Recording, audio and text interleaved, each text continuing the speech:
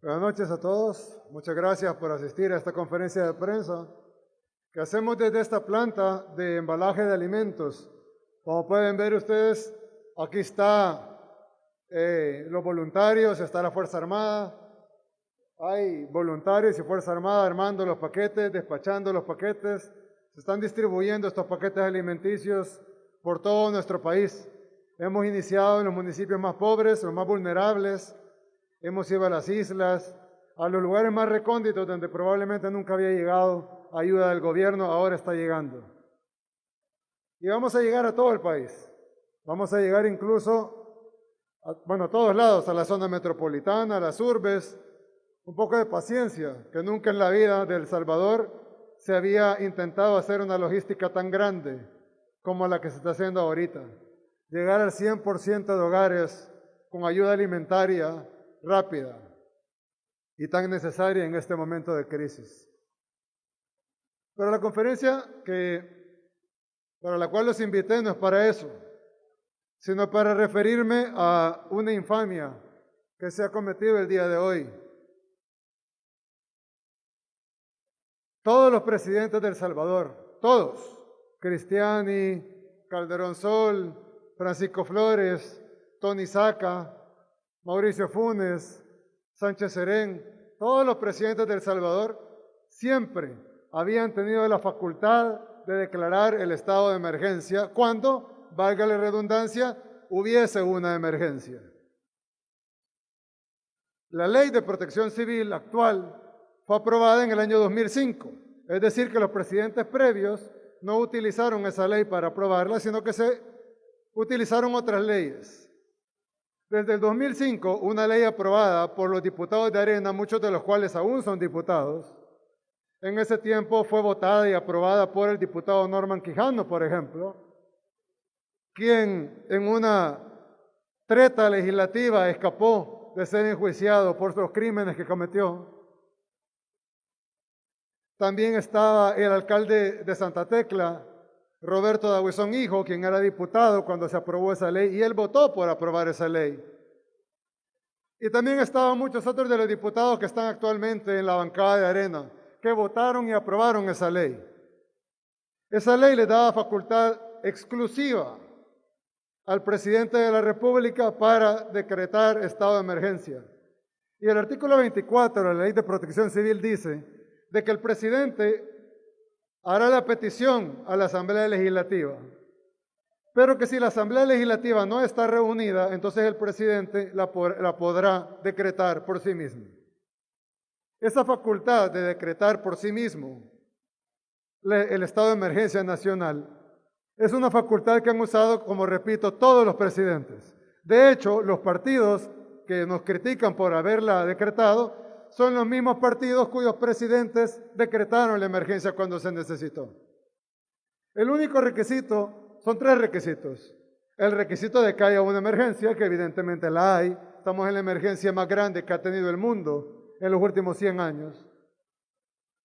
La segunda es que la Asamblea no estuviese reunida, y en el caso cuando la decretamos, que fue el sábado en la noche, la Asamblea no solo no estaba reunida, sino que no se querían reunir a pesar de múltiples intentos y convocatorias y llamamientos a que se reunieran, al menos para discutir la aprobación del decreto de emergencia nacional.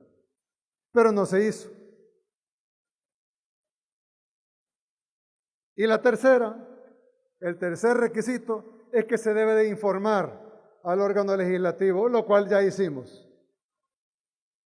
Sin embargo, la Sala de lo Constitucional, en una invasión de funciones, me da risa porque ellos siempre son los primeros que hablan de que un poder no debe de invadir las funciones del otro.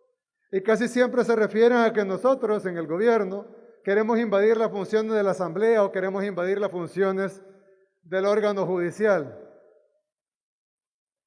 Pero los mismos que nos acusan de invadir funciones de otros poderes del Estado son los mismos que callan e incluso aplauden la invasión de funciones que acaba de hacer la Sala de lo Constitucional al quitarle la facultad a la Presidencia de la República de decretar estado de emergencia, cuando la ley nos faculta a decretar estado de emergencia, número uno. Número dos, esto sienta un precedente nefasto, porque quiere decir que la próxima vez que ni Dios lo quiera, haya un terremoto, una inundación, un huracán, una erupción volcánica, no podremos decretar estado de emergencia. Vamos a tener que esperar a que se reúna la Asamblea Legislativa. En este caso, el sábado tenemos que esperar al lunes. Probablemente si hay un terremoto, vamos a tener que esperar al jueves a que se reúna la Asamblea Legislativa a ver si ellos quieren aprobarlo o no. Porque esta es hora que aún no lo han aprobado. Es decir, no solo tenemos que esperar del sábado al lunes, sino que probablemente el martes, el miércoles, el jueves o tal vez para siempre. ¿Qué precedente más nefasto el que acaba de dictar la Sala de lo Constitucional? No solo nos quita la facultad tan importante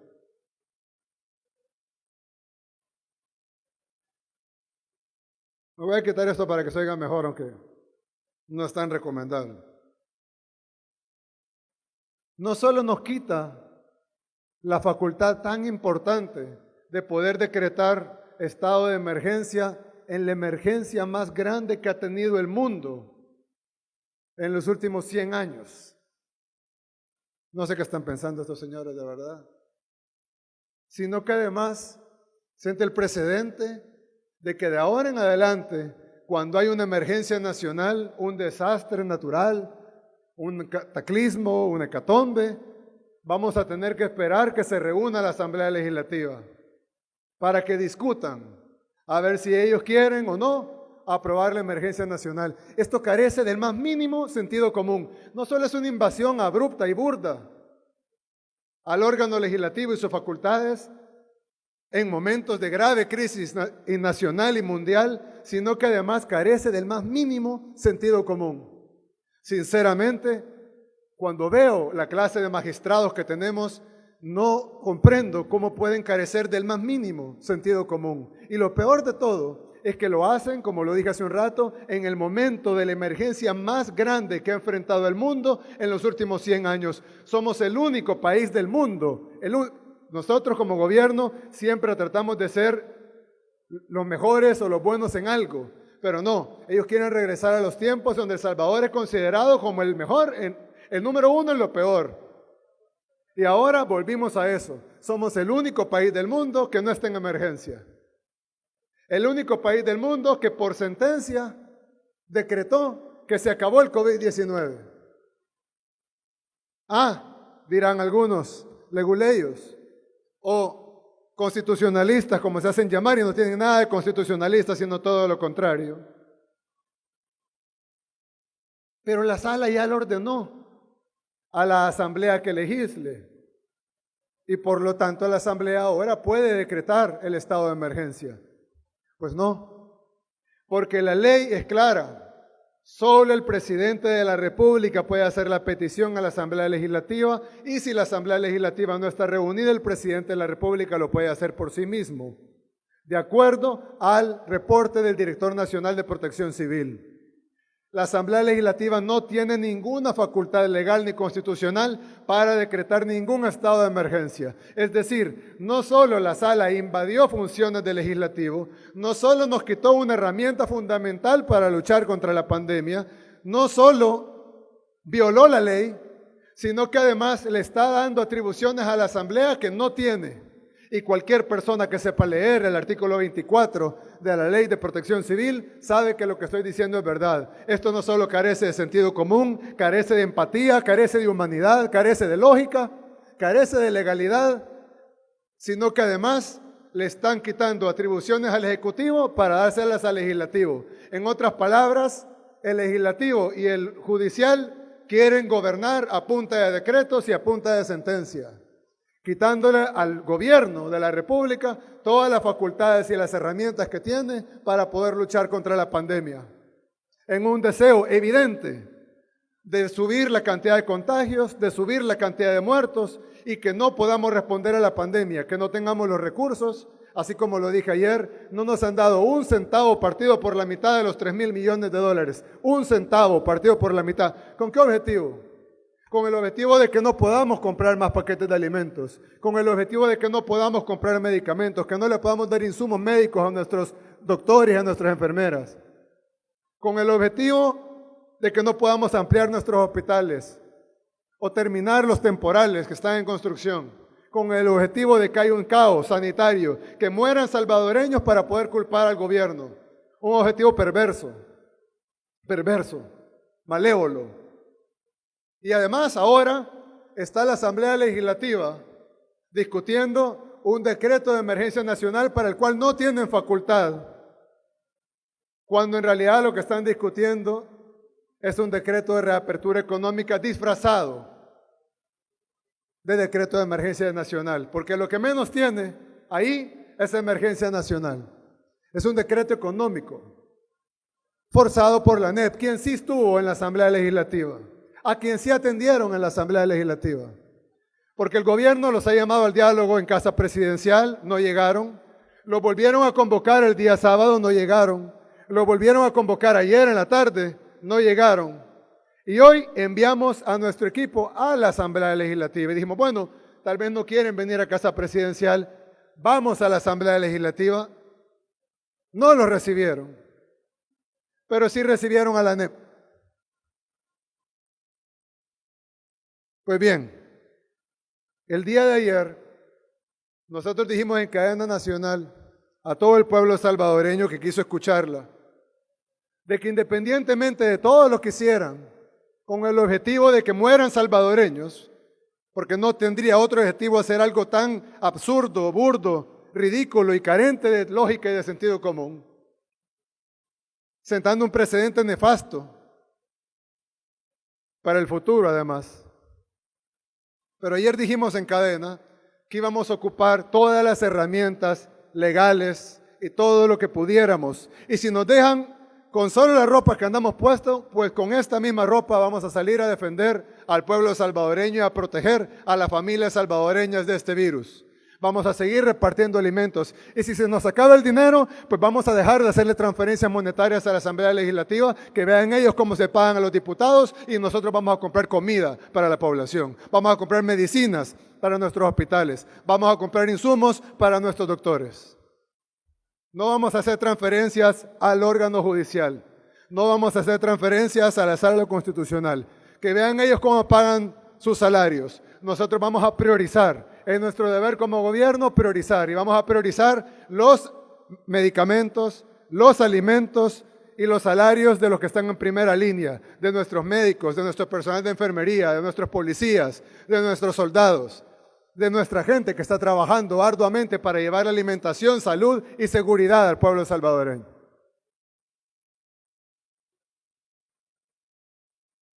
Pero después de esta bofetada que hemos recibido de los otros dos poderes del Estado, no vamos a contestar, bueno, verbalmente sí, pero ese es un derecho a la libertad de expresión que no tengo yo como presidente, tiene cualquier salvadoreño como ciudadano, decir lo que piensa.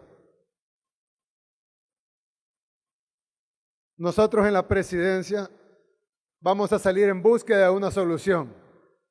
Este día, mientras los diputados se reunían con la ANEP, nosotros nos reunimos con los empresarios más grandes del país y llegamos a un entendimiento. Un entendimiento que es lo que, con lo poco que nos han dejado, es a lo que logramos llegar. Un punto medio entre lo que quieren unos y lo que queremos otros, pero algo que sea en pro del país, que sea en beneficio de nuestro país. Y hemos planteado una hoja de ruta en donde se establezca una cuarentena que debería ser aprobada, ya que la Sala de lo Constitucional nos ha despojado prácticamente de todos los poderes que el gobierno tiene, en una clara violación, y ellos serán en su momento procesados por ello probablemente en el futuro, por quienes gobiernen en el futuro. Pero hoy por hoy nos han despojado de las herramientas. Así que esto tendría que ser aprobado por la Asamblea Legislativa y es una apertura económica a partir del 6 de junio. siempre y cuando esto sea aprobado el jueves en la Asamblea Legislativa y tenga una cuarentena absoluta y estricta previa de 15 días. Es decir, ya está la hoja de ruta, mañana vamos a preparar la iniciativa de ley, se va a enviar a la Asamblea Legislativa, en donde se va a plantear, si se aprueba el jueves, que a partir del siguiente día, o sea, el viernes, iniciar una cuarentena estricta de 15 días, en donde vamos a tratar de lograr bajar la curva de contagios para poder hacer una apertura económica gradual, paulatina, con protección, poco a poco, de acuerdo a estudios que hemos recibido del INCAE y del ESEN. Pero esto deberá contar con algunas premisas. La primera es que debe ser aprobada por la Asamblea Legislativa, ya que nos ha quitado la sala, nos ha quitado el poder. La segunda es que debe de haber una cuarentena estricta, la cual debemos de cumplir todos, para bajar la curva de verdad, no mantenerla ni desacelerarla, bajarla de verdad. Bajar los contagios, que en lugar de tener 100, 70 diarios, tengamos 30, 25, 10, Dios quiera 0. Y poder hacer una reapertura gradual y progresiva de la economía de una forma técnica y siempre priorizando la salud del pueblo a partir del 6 de junio. De lo contrario, si los diputados se enfrascan en estas discusiones estériles y en aprobar estas leyes inconstitucionales bajo el auspicio inconstitucional e ilegal de la Sala de lo Constitucional de la Corte Suprema de Justicia, pues entonces, con las pocas herramientas que nos han dejado, nosotros vamos a tratar de seguir protegiendo al pueblo salvadoreño con las uñas, si es necesario, respetando la institucionalidad del país, respetando el Estado de Derecho, respetando la institucionalidad democrática, pero haciendo hincapié, ya que la democracia y las libertades me dan la libertad de expresión y de decir esto que estoy diciendo, de que quienes están entrometiendo en las atribuciones y en las facultades del gobierno es el órgano judicial y el órgano legislativo. ¿No me creen a mí? Lean el artículo 24 de la Ley de Protección Civil y díganme si el presidente de la República no está facultado para decretar estado de emergencia. O retrotráiganse a los presidentes anteriores. Ustedes mismos, los medios de comunicación, tienen los videos cuando los presidentes anteriores decretaron estado de emergencia sin pasar por la Asamblea Legislativa. ¿Por qué ahora no se puede ya? ¿Por qué se podía con los presidentes de Arena? ¿Por qué se podía con los presidentes del Frente? Quienes los sacos no llegaban a sus destinatarios reales, sino que llegaban a otros destinatarios, ahí sí se podía decretar en emergencia nacional. Nosotros que llevamos los sacos a sus verdaderos destinatarios, que es el pueblo salvadoreño, ahora ya no se puede decretar emergencia nacional, con el agravante que estamos en la emergencia más grande que ha enfrentado nuestro país en su historia, la emergencia más grande que ha enfrentado el mundo en los últimos 100 años. Así que, 3 anuncios. Número 1, vamos a acatar la resolución, aunque la consideramos totalmente violatoria de la misma Constitución, de las leyes de la República, del Estado de Derecho, y la consideramos una intromisión del órgano judicial en el órgano legislativo y además dándole facultades al legislativo que no tiene por ley. La segunda es que el órgano legislativo está tratando de crear legislación que es violatoria de nuestro marco constitucional, de nuestro Estado de Derecho, y que evidentemente esta ley será vetada aunque pase por 84 votos. Y nos vamos a tomar el tiempo necesario para analizarla y vetarla, todo el tiempo que la Constitución nos da. Porque hasta ahora, los únicos que estamos demostrando que respetamos la Constitución somos nosotros. Por eso vamos a acatar las medidas. Pero ellos no están respetando la Constitución y las leyes, si no hubieran respetado nuestras leyes de protección civil. Esa es la segunda. Que quienes están entrometiendo son ellos. Y que esto que hagan va a ser vetado. Y la tercera es que vamos a poner una propuesta, la cual ha sido ya consensuada con un grupo muy representativo del gran empresariado nacional. Y digo del gran empresariado porque sé que la mayoría de pequeños, medianos, microempresarios y la gran mayoría del pueblo salvadoreño, no lo digo yo, lo dicen todas las encuestas de opinión pública de todas las casas encuestadoras existentes, está con el gobierno y con lo que el gobierno está haciendo para ellos. Porque ellos saben que el gobierno está luchando por las tres cosas básicas que dijimos ayer en la cadena nacional. Por la salud del pueblo, por la seguridad del pueblo y por la alimentación del pueblo. Ahora, puestos en esta posición, vamos a tener que seguir luchando por esas tres cosas, pero desde una posición de debilidad. Una posición sin recursos, porque nos han detenido hasta el último centavo, no hemos podido tocar un centavo partido por la mitad de los 3.000 millones de dólares. Sin herramientas legales, no renovaron el régimen de excepción, no van a renovar la ley de cuarentena, dejaron vencer el estado de emergencia, aprobamos nosotros un estado de emergencia como dice la ley y la sala lo acaba de quitar como una medida cautelar. Así que nos toca luchar con lo que nos queda, con lo poco que nos dejaron. Y vamos a hacerlo así. Así que nosotros le ofrecemos al empresariado nacional, y se lo dijimos hoy, a una parte muy representativa del empresariado nacional, una apertura gradual, de acuerdo a los estudios del INCAE, a partir del 6 de junio, siempre y cuando la Asamblea Legislativa apruebe una ley de cuarentena estricta y completa el jueves, para que surte efectos desde el viernes, que es donde termina la cuarentena actual, hasta 15 días después, es decir, el 5 de junio. Y entonces el 6 de junio podemos pensar, y yo puedo ponerlo con mi firma en el mismo decreto, para empezar una apertura gradual de la economía. Muchas gracias. ¿Una pregunta de la prensa? Pasamos al espacio de preguntas. Iniciamos con Luis Muñoz, de Canal 33.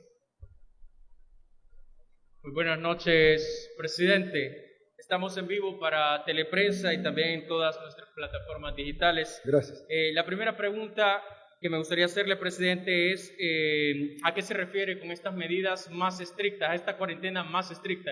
Si nos puede ofrecer algunos detalles, por favor, para que la población también pueda estar un poco sabedora sobre esto.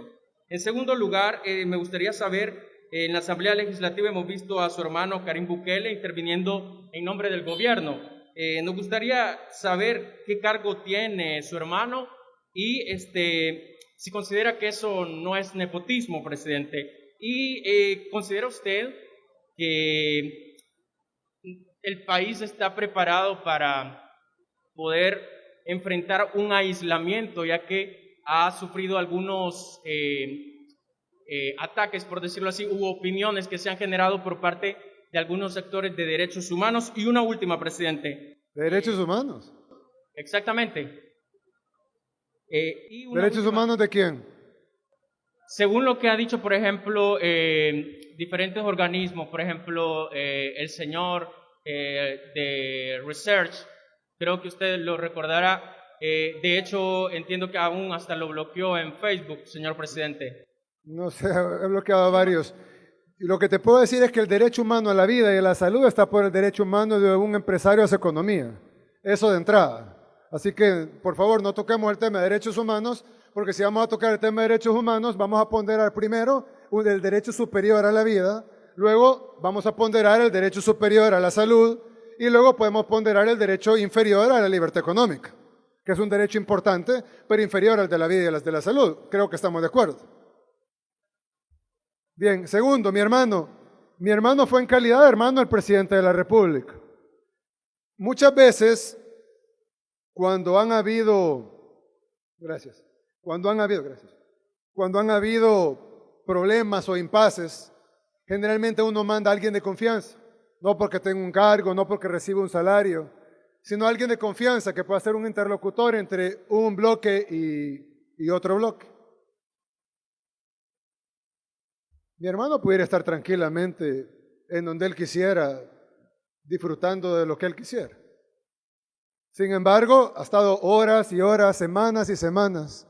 Incluso el expresidente de ANEP, Luis Cardenal, dijo en una entrevista televisiva, por cierto, está en la televisión grabada, para los que no la vieron, de que se había reunido 3 semanas desarrollando un plan económico y que no se habían puesto de acuerdo, que se habían gritado un par de veces, que se habían levantado la voz, que las reuniones se habían puesto tensas, pero sin embargo que lo que los unía era el deseo de ver que nuestro país mejorara y llegar a un acuerdo.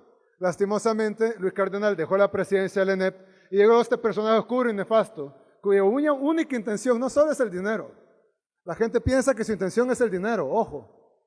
Eso está mal, pero no solo es eso. Su intención es ver a este país colapsar. Y lo digo con propiedad. Y lo digo porque él incluso está dando órdenes a Arena. Le está dando órdenes a Eric Salguero, quien a su vez le da órdenes a los diputados de cómo votar. Y se puede probar.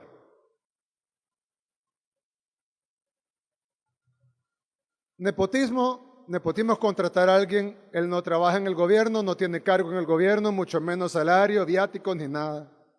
Y como te digo, bien pudiera estar descansando o haciendo lo que quisiera, pero está apoyando a su hermano. En este momento, yo en lo personal siento que necesito toda la ayuda que me pudieran dar y más de alguien que confío como mi hermano. Si a alguien no le gusta, pues que se aguante. En 4 años pueden votar por otro presidente y se acabó. Ahí él va a ver si llama a su hermano o no. A diferencia del presidente anterior que puso a su hermano de representante del BESI ganando $20,000 mensuales. Eso es nepotismo. El mismo expresidente que me acusa a mí de pedirle ayuda gratuita a mi hermano, puso a su hermano de representante de El Salvador en el BESI ganando $20,000 mensuales. Estuvo ahí 10 años, los 10 años del frente. Y ganó en los 10 años, solo de salario, sin incluir viáticos, gastos de representación, etcétera, ganó $2.4 millones de salario. Eso ganó el hermano del expresidente Funes. $2.4 millones de salario en el Banco Centroamericano de Integración Económica como representante de El Salvador, puesto por Funes, y lo mantuvo Sánchez Serén los 5 años. Y esa gente es la que está acusándome a mí de nepotismo porque mi hermano me ayude en pandemia, en una emergencia mundial, gratuitamente.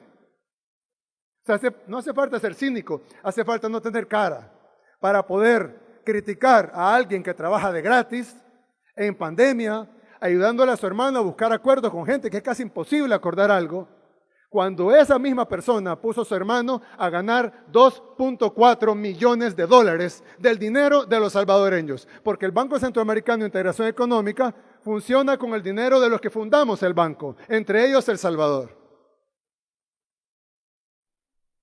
En eso. Y en el otro tema, básicamente es el mismo decreto 24 lo que estamos solicitando, mezclado con la ley de cuarentena que está vigente todavía.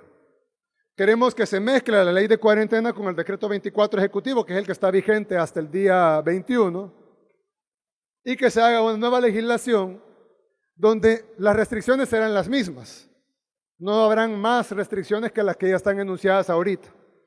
Pero cuando digo que sea más estricta, me refiero en el sentido de que se cumpla de verdad. No como ahora, que de nada sirve tener el gobierno llamando a la gente que se quede en su casa y luego tenés a la oposición llamando a la gente que rompan la cuarentena. O a la sala de lo constitucional quitándonos las herramientas para hacer cumplir la cuarentena. O a muchos medios de comunicación diciéndole a la gente que no se preocupen que pueden salir porque las leyes de la cuarentena son ilegales. Queremos un acuerdo nacional, un pacto nacional, que todos nos vamos a poner de acuerdo en que 15 días vamos a hacer una cuarentena de verdad. Mismas restricciones legales, pero que la vamos a cumplir de verdad. No vamos a ir a la casa del amigo a una fiesta, no vamos a ir a platicar donde el vecino, vamos a cumplir la cuarentena de verdad, 15 días, vamos a bajar esa curva y entonces podemos empezar a abrir la economía. Ese fue el acuerdo y esas son las restricciones. ¿Cuáles son puntuales? Las mismas. ¿Cuál es la gran diferencia? Que esta vez todos los actores sociales y políticos y de las fuerzas vivas del país deben de comprometerse a hacer un llamado a la población a que se cumpla de verdad, para que la población que nos adversa y que no nos escucha, tal vez los escuche a ellos y se queden en la casa guardando su salud y la de su familia. Antonio Valladares, de Canal 2. Buenas noches, presidente. Yo tengo un par de preguntas. Una, usted hablaba un poco acerca de suspender el salario o dejar de darle fondos tanto al órgano judicial y también a la Sala de lo Constitucional. Pero hace poco también hablaba el mismo presidente de la Asamblea Legislativa, Mario Ponce, quien aseguraba que de hecho el gobierno, el Estado, ya no tiene para retribuir a todos los empleados públicos. ¿Cómo se mantiene esa situación? ¿De dónde se van a obtener los fondos? Entendemos que son más de 360 millones que no ha percibido Hacienda durante el último mes. Y si sumamos lo que ya se venía bajando, pues incrementa mucho más. ¿Cómo se va a mantener entonces la seguridad laboral y de sueldos de los empleados públicos? Otra es también cómo podemos interpretar las palabras del secretario privado de la presidencia, cuando dijo que sí llegaron a la asamblea, que de hecho se reunieron con los diputados, pero al final dicen que no estaban reunidas, la catalogaron como que la asamblea no estaba reunida, pero ellos aseguraron en la conferencia que cuando llegaron sí estaban y fueron atendidos. Otra también es cuál sería su respuesta al fiscal, quien hace un llamado y de hecho fue admitida la demanda presentada por el Ministerio Público por supuestamente violar el orden constitucional, y cuáles son los planes de reactivación, cuáles serían los primeros sectores productivos que iniciarían labores. Bien, en primer lugar, tú mismo diste la respuesta en la primera pregunta. Nosotros hemos enfrentado no solo la pandemia, hemos reconstruido toda la red de hospitales públicos, 28 millones de dólares. Hemos comprado medicamentos, hemos comprado insumos médicos, le hemos dado bonos de $300 al sector más vulnerable de la población. Hemos contratado miles de nuevos trabajadores de la salud. Hemos terminado hospitales temporales. Alguien dice, ¿por qué no han hecho hospitales temporales? Ya terminamos el hospital temporal de Jiquilisco, ya terminamos el hospital temporal de Tecoluca, ya terminamos el hospital temporal que se va a convertir en permanente, donde estaba el Hotel Siesta, que ahora va a ser el Hospital La Ceiba. Ya terminamos el hospital permanente de la Segunda Brigada de la Fuerza Aérea en el aeropuerto Comalapa. Y estamos construyendo el hospital de Circo, que son 3 etapas. El pabellón grande, donde estarán la mayoría de UCIs, los demás pabellones, donde estarán las demás UCIs, y la última etapa, que es la de afuera, que es la que dice, ¿por qué no termina de afuera? Porque es la tercera etapa, donde van las que no son UCIs, sino que son las camas de tratamiento intermedio. Tratando de que el sistema nunca colapse.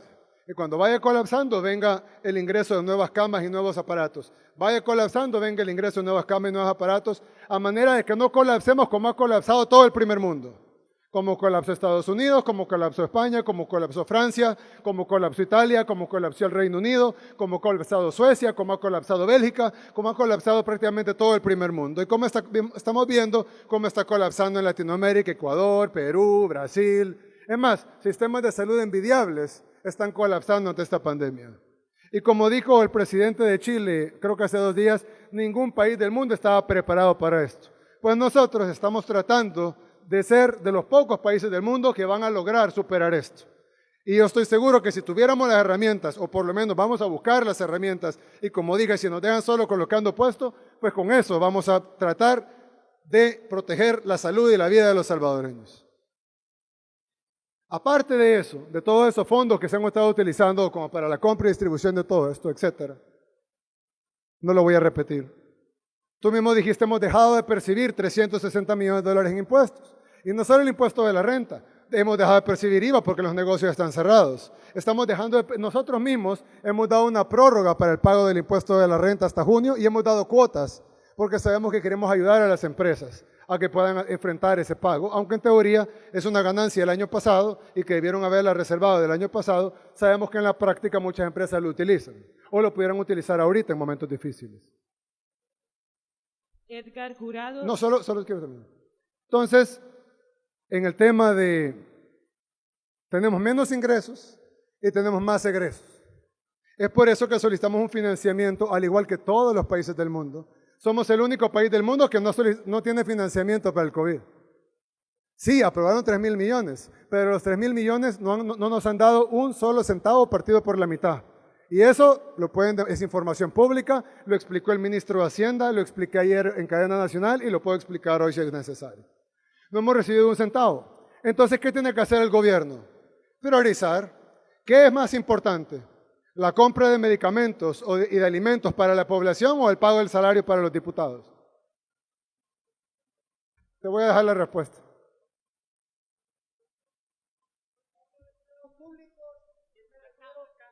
Cuando hablo de empleados públicos me refiero Vamos a a pagarle primero a los empleados públicos que a los diputados. Edgar Jurado, de Canal 19.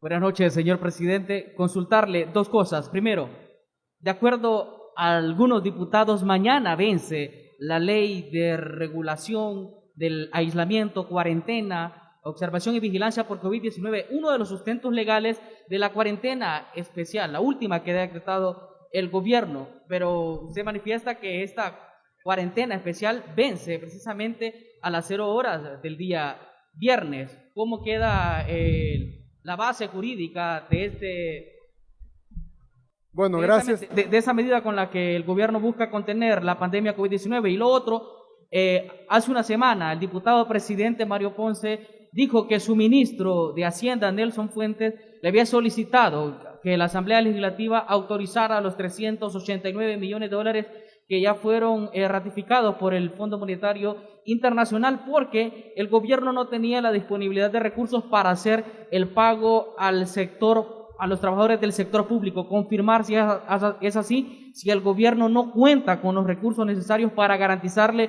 el salario al sector público de nuestro país, y de ahí también conocer por qué es importante de que se le autoricen los préstamos que la Asamblea Legislativa ya tiene. Tú lo acabas de contestar.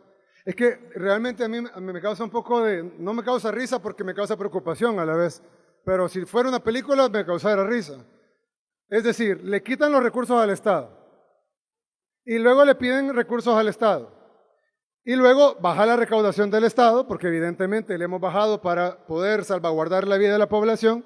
Suben los gastos del Estado porque tenemos que reconstruir la red pública de hospitales que no se reconstruye en 30 años. Tenemos que contratar personal de salud, pagar los hoteles de cuarentena, dar cientos de miles de platos de comida que hemos dado a miles de personas que han estado en cuarentena, comprar insumos médicos, construir hospitales temporales, atender la pandemia. Y luego resulta que no nos quieren dar recursos. ¿Y que por qué necesitamos la aprobación de los préstamos? Somos el único país, Estados Unidos, que puede imprimir su moneda, nosotros no. Estados Unidos, que puede imprimir su moneda, acaba de prestar solo para los primeros 4 meses del año, el 20% del PIB. Ojo, no estoy hablando de millones o billones de dólares, porque alguien va a decir la economía de Estados Unidos es más grande que la de El Salvador. No, Estados Unidos ha prestado para los primeros 4 meses del año el 20% de su Producto Interno Bruto. Nosotros hemos solicitado el 10% para todo el año. No el 20% para 4 meses, el 10% para todo el año. De eso se autorizó, pero no se ratificó. Es decir, el juego de la Asamblea es votar, así como hicieron con la fase 2 del Plan Control Territorial, que autorizaron el préstamo en diciembre, pero estamos en mayo y no hemos recibido un centavo. Porque ellos siempre hacen el juego de autorizar, levantan la mano, ustedes le publican, Asamblea autoriza préstamo, y luego no lo ratifican, y ustedes no publican, Asamblea no ratifica préstamo. Entonces el Estado no recibe un centavo, pero parece que los diputados nos han autorizado dinero. Cuando hasta hoy, ni para el Plan Control Territorial, ni para el COVID-19, la Asamblea no nos ha autorizado un solo centavo de esos préstamos. Estamos pidiendo que de los 3.000 supuestos millones que nos iban a dar, que nos autoricen 390 millones, de los cuales por su propio decreto el 30% se va para las alcaldías, quedándole al gobierno 260 millones, de los cuales tiene que pagarle a la Corte Suprema de Justicia, a la Asamblea Legislativa, a la Corte de Cuentas, a la Fiscalía General de la República, a la Procuraduría General de la República, a la Procuraduría para la Defensa de los Derechos Humanos, a la Corte de Cuentas y el FODE de las 262 alcaldías también. Y de lo que queda se le paga a los soldados, a los policías, a los maestros y a todos los empleados públicos. Y luego preguntan que para qué queremos. Es que de verdad, yo no entiendo. Tenemos una clase cínica, política, arcaica, que saben que ya se van y que le quedan 11 meses en el cargo. Pero hombre, yo creo que todos los salvadoreños debemos de estar a la altura de saber que el tipo de escoria que tenemos ahí. Y yo creo que ustedes, como medios de comunicación, están obligados a hacer una labor social de informar a la ciudadanía. Y de decirle, sí, la Asamblea aprobó los préstamos, pero nunca los ratificó. Y el gobierno hasta este momento no ha recibido un centavo de ninguno de esos préstamos. Sin embargo, la Asamblea Legislativa quiere que el gobierno le transfiera el dinero para que ellos se paguen sus salarios. Esa es información. Si estamos en vivo, lo van a ver. Los que no estemos en vivo, nunca van a cortar este pedazo. Fuera bueno que lo pusieran, también para que el pueblo salvadoreño se informara de lo que está pasando en el país. Otro tema que es importante, que hiciste la pregunta, la cuarentena actual termina el 21, porque ese decreto no ha sido declarado inconstitucional aún. por la Sala Constitucional de la Corte Suprema de Justicia. Por lo tanto, está vigente, porque nadie lo ha declarado inconstitucional. Si lo declara inconstitucional, pues entonces ya veremos qué acción tomar. Hoy por hoy, nadie lo ha declarado inconstitucional, por lo tanto está vigente. Y termina el 21 de mayo. Pero estamos esperando, con este ofrecimiento, que la Asamblea Legislativa esté a la altura y apruebe estos 15 días de cuarentena para poder reactivar nuestra economía, salvaguardando la salud de los salvadoreños primero, porque al revés no lo vamos a hacer. Y la otra, ¿había otra pregunta? Presidente, disculpe, solo reconfirmar, ¿está en peligro el pago salarial del sector público de nuestro país si no se autorizan, si no se aprueban estos préstamos? Nosotros haremos lo imposible, no pagando salarios de ministros, de diputados, de todo, para pagar a los empleados públicos. Ahora, ¿eso cuánto va a durar? No sé. Si nos tienen sin fondos y nos tienen sin... Ellos lo que quieren es quitarle la herramienta. Es así, es tan maquiavélico como esto. Le quitamos el dinero para que el gobierno compre insumos médicos. Cuando el personal médico sale y dice necesitamos insumos, el gobierno no los quiere entregar. Le quitamos el dinero al gobierno para que no compre alimentos. Cuando se nos acabe el dinero para los alimentos, el gobierno no alimenta al pueblo. Nos quitan el dinero para pagar a los empleados públicos. Si algún día llegásemos a no tener dinero para no pagar a los empleados públicos, el gobierno no le quiere pagar a los empleados públicos. Nos quitan las herramientas para poder combatir la pandemia, incluso la más básica, que es la declaratoria de emergencia nacional, y luego, cuando ni Dios lo quiere, estén los muertos cayendo en la calle, en las aceras, por no poder ser atendidos en nuestros hospitales porque se desbordó esto, al igual que se ha desbordado en todo el primer mundo y en muchos países de Latinoamérica, culpa del gobierno por no atender a los enfermos. ¿De quién va a ser culpa? Del gobierno, que ha estado viniendo cantando esto, advirtiéndolo desde antes de que hubiera un caso en El Salvador. Desde antes de que tuviéramos un caso en El Salvador, nosotros cerramos la frontera con Italia cuando Italia tenía menos casos, no menos muertos, menos casos que El Salvador. Cuando Italia llegó a 1000 casos, nosotros tenemos más de 1000 casos. Cuando Italia llegó a 1000 casos, cerramos la frontera. Cuando España llegó a 1000 casos, cerramos la frontera. Nosotros hemos venido cantando, advirtiendo la peligrosidad de esta enfermedad, la mortandad de esta enfermedad. Hemos sido llamados alarmistas. Hemos pedido los recursos a tiempo. Nos hemos asesorado no solo de los expertos mundiales, sino además del personal médico, que ellos mismos, a falta de cobertura de los medios, han tenido que hacer sus propios videos y subirlos a redes sociales. Los médicos del Bloom, los médicos del Rosales, los médicos del San Rafael, ellos mismos han hecho sus propios videos y los han subido a las redes sociales, pidiendo, exigiendo a los diputados que les den los recursos, tanto para mantener la cuarentena como los recursos que se necesitan en nuestros hospitales. Entonces, para contestar tu pregunta, nosotros vamos a utilizar hasta el último centavo que tengamos para protegerlos a ellos, para proteger al pueblo salvadoreño, despojando, por supuesto, a cualquier funcionario público de sus salarios si es necesario. ¿Hasta dónde va a llegar eso? Dios lo dirá. Yo estoy seguro que Dios nos va a proveer al final. Pero mientras tanto, la responsabilidad está en los diputados que tienen ahí autorizado. Decían que le íbamos a conseguir alto interés. Conseguimos fondos del Fondo Monetario, del Banco Mundial, del BID, del BESI, al 2% de interés, al 2% de interés. ¿Por qué no lo quieren aprobar? ¿No lo aprobaron primero? ¿Por qué no lo quieren ratificar? La tasa es muy alta, es la tasa más baja que se puede conseguir, 2% anual. No hay emergencia, no hay necesidad.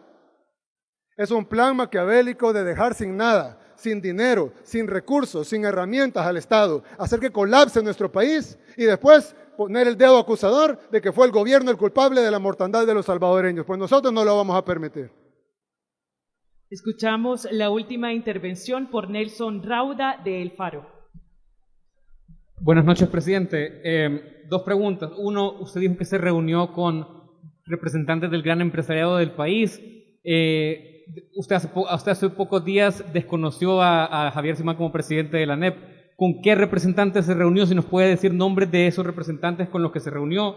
Y la segunda es la propuesta que se discute en la Asamblea, esta que usted ha llamado, que es una reapertura económica disfrazada. Esa lleva la venia de la ANEP, lleva la aprobación de la ANEP que representa a esos grandes empresariados. Entonces, ¿quién dice? ¿Tú? La Asociación Nacional de la Empresa Privada es el nombre. Pero yo tengo empresas privadas y no me siento representado por la ANEP. Bueno, es posible, pero ellos son la gremial más grande del país. Entonces, en esa... Ni siquiera son una gremial, son una federación de gremiales. Bueno, de hecho, ellos no tienen miembros directos. Sus miembros son las gremiales. Ellos no tienen miembros directos. Más allá del no hay ni una sola empresa miembro de la ANEP. Más allá del tecnicismo, presidente, esa propuesta que puso la ANEP en Es que para que formules tu pregunta bien, porque la ANEP no tiene ningún miembro que sea empresario, más que su presidente. Pero es la representante de la empresa privada nacional así reconocida históricamente, pues, bueno, ¿Por quién? porque así ha sido en la historia, pero no es el punto de mi pregunta, presidente. Bueno, ¿cuál es el punto entonces? El punto es que ese acuerdo medio este acuerdo medio que usted menciona hoy es una concesión de su gobierno ante el fallo de la sala, ante la coyuntura en la asamblea, la conjunción de partidos en la asamblea y la presión de las empresas, porque ayer usted en el mensaje de la Nación decía, no es momento de abrir la economía. No, hoy no lo es. Claro, entonces le pregunto si este acuerdo medio que usted menciona de la cuarentena de 15 días y apertura el 6 de junio es una concesión de su gobierno ante esa presión. Esas dos preguntas. Ok, número uno, la Asociación Nacional de la Empresa Privada. Para poner el nombre correcto, y se llaman ellos. Después yo le pudiera poner Asociación Unida de Todos los Hombres Felices, y no quiere decir que todos los hombres felices son parte de mi asociación. Pero bien, nosotros trabajamos durante 3 semanas un acuerdo con la ANEP, con su expresidente Luis Cardenal. Él mismo salió y lo dijo. Dijo que no era un acuerdo perfecto, pero que era un buen acuerdo y que iba a servir mucho para el país. Hasta ahora, eso incluía varias cosas. Incluía $100 millones para el sector informal, para poder reactivar al sector informal que provee el 70% de los empleos de este país. Incluía $140 millones. Este fue el acuerdo que hicimos con la ANEP antes del actual presidente. $140 millones para pagar el 50% de la planilla de todas las micro, pequeñas y medianas, no las grandes, las micro, pequeñas y medianas empresas durante 2 meses. Todas, las formales. Las informales 100 millones. Para las formales 140 millones. Pagarles por 2 meses el 50% de la planilla completa de las micros, pequeñas y medianas empresas. Incluía $360 millones para un fideicomiso para hacer créditos a todas las empresas del país para poder reactivarse económicamente. Restaurantes que han tenido que cerrar, salones de belleza que han tenido que cerrar, poder darles un crédito y que se puedan reabrir. El ingenio humano está, el talento humano está. Tenemos un bache económico producto de una pandemia que ha destruido las economías del primer mundo. El desempleo en Estados Unidos está llegando al 20%. Y ni siquiera se asoma el fin de la pandemia todavía.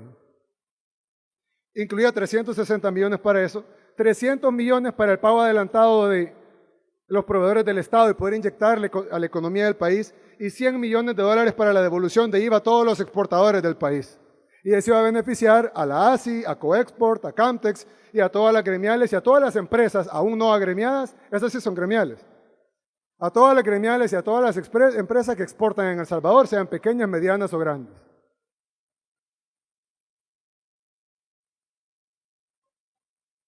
Y ese paquete que se negoció con la ANEP fue desconocido al primer día de que llegó el nuevo presidente de ANEP.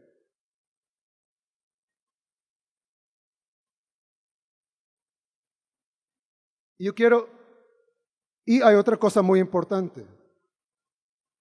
Esta persona, quien es familiar de quien fundó tu periódico, y tú lo sabes, Simán, ¿o no?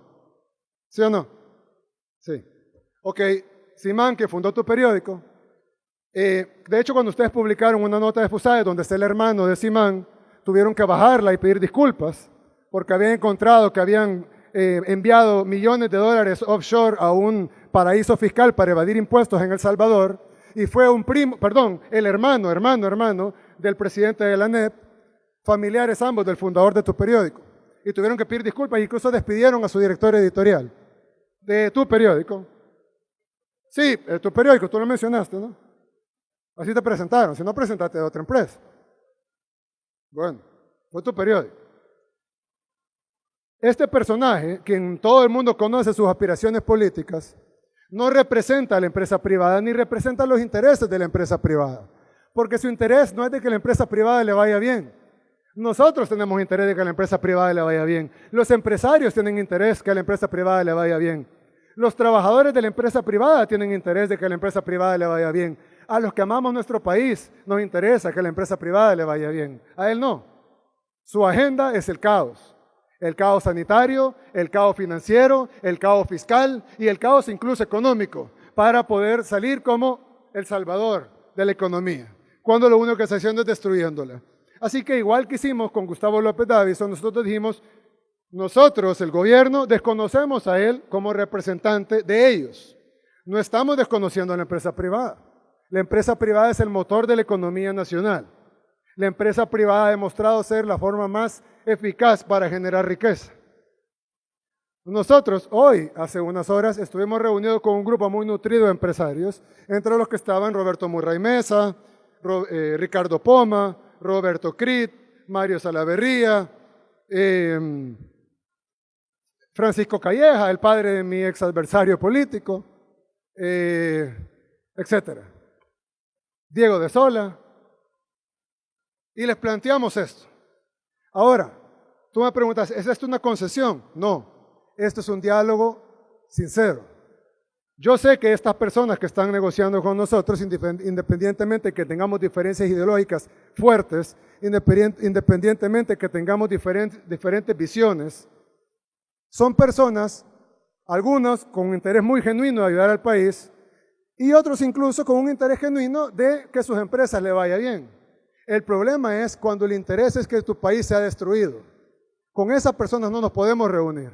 Sin embargo, hacemos una invitación a las 48 gremiales empresariales del país a que se reúnan en el Ministerio de Trabajo para planificar los protocolos para la reapertura económica. Ahora, ¿por qué yo ayer dije que no era momento de abrir? Porque no es momento de abrir. Por eso hemos puesto de condición que se termine la cuarentena, que inicie otra cuarentena más estricta, no en cuanto a restricciones, sino en cuanto al cumplimiento de la misma, que terminaría el 6 de junio, perdón.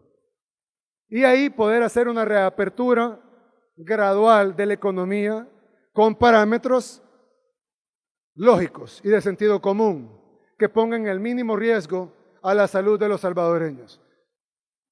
Eso no es una concesión, es precisamente si lo querés ver de alguna manera, es una materialización de lo que dijimos ayer. Solo que en vista que necesitamos que nos aprueben no solo el sostenimiento de la cuarentena actual, sino una cuarentena nueva que tenga consenso social y que sea respetada por todos, no solo en la ley, sino en la práctica. Estamos dispuestos a ofrecer algo que además el país necesita en algún momento, que es la reactivación económica, siempre y cuando todos los salvadoreños, empezando por los empresarios, nos comprometamos a cumplir con la cuarentena en su totalidad y poder bajar la curva de contagio y prevenir la muerte de los salvadoreños. Así concluye la conferencia de prensa. En este momento presenciamos el retiro del señor presidente de la República, Nayib Bukele.